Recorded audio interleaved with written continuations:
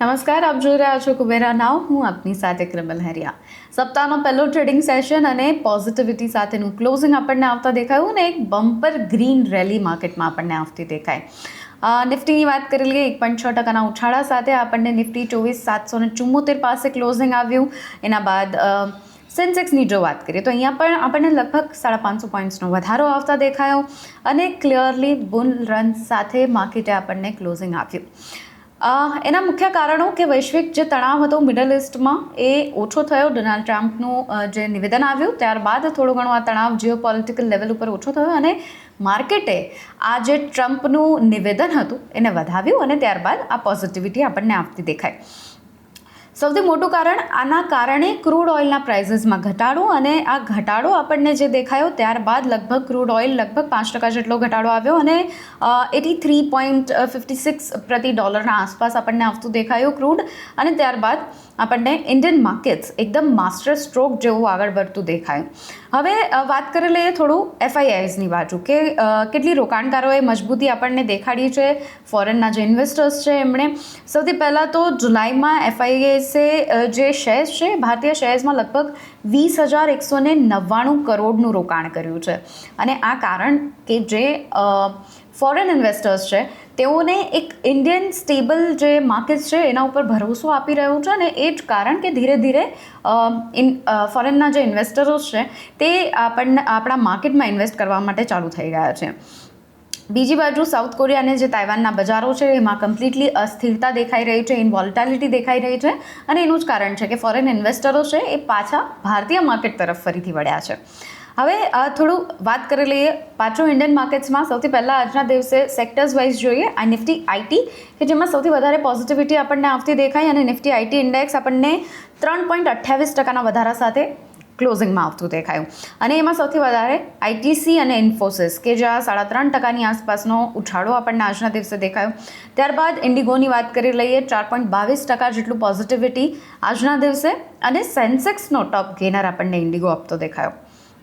Clearly સારા પરિણામો Q1ના ITCના અને 3.8% સાથે જ અર્બન કંપની કે જે 16% વધી, સન ફાર્મા જેમાં 2% જેવો ઘટાડો આવ્યો અને ટોપ લૂઝર્સના આજના દિવસે આવતું દેખાયું. એની સાથે જ ગ્રાસિમનો એક શેર કે જ્યાં પણ આપણને પોઝિટિવિટી સાથેનો કારોબાર આજના દિવસે અને નિફ્ટીના ટોપ ગેનર્સમાં સામેલ થતો દેખાયો.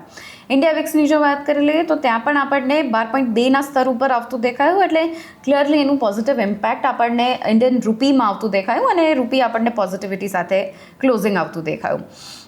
કેટલાક નિફ્ટીના માર્કેટ્સના જે એક્સપર્ટ્સ છે તેઓનું શું કહેવું છે એના ઉપર નજર કરી રહીએ કે એક વખત નિફ્ટીમાં જે રીતની રેલી આવી છે હજુ જો નિફ્ટી 24,650નું જે લેવલ છે એને સસ્ટેન કરીને ક્રોસ કરતું રાખે છે અને ક્લોઝિંગ સડંગ આપણને 2 થી 3 દિવસ માટે એના ઉપર આપે છે તો હજુ પણ આપણે આ રેલીને કન્ટિન્યુમાં જોઈ શકીએ છીએ.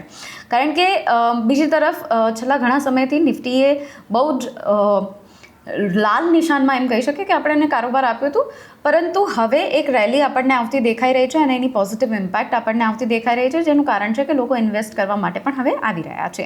એટલે આ મજબૂત સપોર્ટ આપણને મળી રહ્યો છે. હવે બજારની નજર જે છે, કારણ કે સતત આટલા ટાઈમથી ઓલ ટાઈમ હાઈ આપી રહ્યું છે નિફ્ટી, એટલે 24,800નું કે જે એનું ઓલ ટાઈમ હાઈ છે એના ઉપર છે, કારણ કે સતત ઇન્વેસ્ટરો ઇન્વેસ્ટ કરી રહ્યા છે અને માર્કેટ્સ નવા માસ્ટર સ્ટ્રોક્સ પણ આપી રહ્યું છે. તો હવે આ જ રીતે જે પ્રકારની અલગ અલગની પરિસ્થિતિ અહીંયા ઊભી થઈ છે એના કારણે આપણને ક્યાંક ને ક્યાંક પોઝિટિવિટી સાથેનો જ કારોબાર દેખાઈ રહ્યો છે.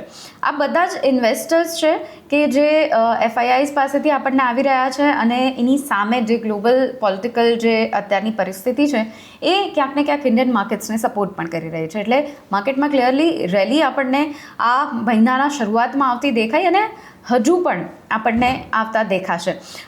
જેફરીઝના એક રિપોર્ટના અનુસાર જે ક્રેડિટ ગ્રોથ છે, ઓટો વેચાણના નંબર્સ છે, રિયલ એસ્ટેટની જે પ્રકારની અત્યારની મૂવમેન્ટ થઈ રહી છે અને પાવરની ડિમાન્ડ છે એ બધાના નંબર્સ અપેક્ષાઓ કરતાં સારા આવી રહ્યા છે.